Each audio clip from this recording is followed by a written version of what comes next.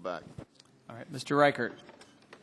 Thank you, Mr. Chairman. I want to just take a moment, too, to thank Mr. Pasquarel for his passion in standing strong for our first responders. He and I are on the Firefighter Caucus, and the past 2 years I just happened to be the chairman of the Fire Services Caucus. So although Mr. Pasquarel has said this issue has been addressed, I think that this really, Mr. Chairman, thank you for bringing this forward. It solidifies our support, shows that we are there to stand strong with our volunteer firefighters, EMS workers, and rescue personnel across this country.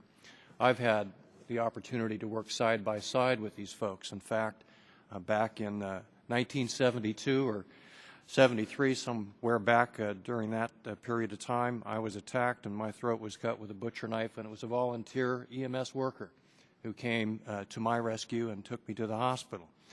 In fact, a few years later, in the mid to late 70s, I gave CPR to a 6-year-old boy who was laying on the street not breathing.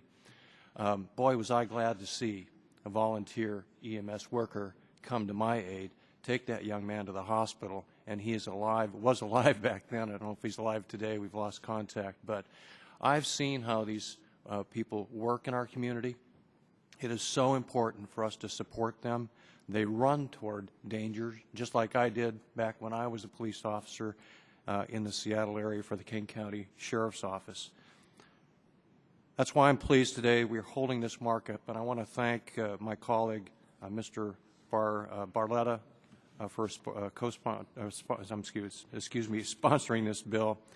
There are over 1,200 volunteer firefighters in my district alone.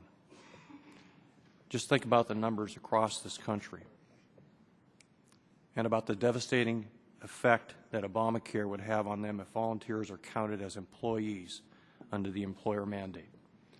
We need to support them. I appreciate the support of everyone on this committee. Mr. Chairman, I yield back. All right, thank you.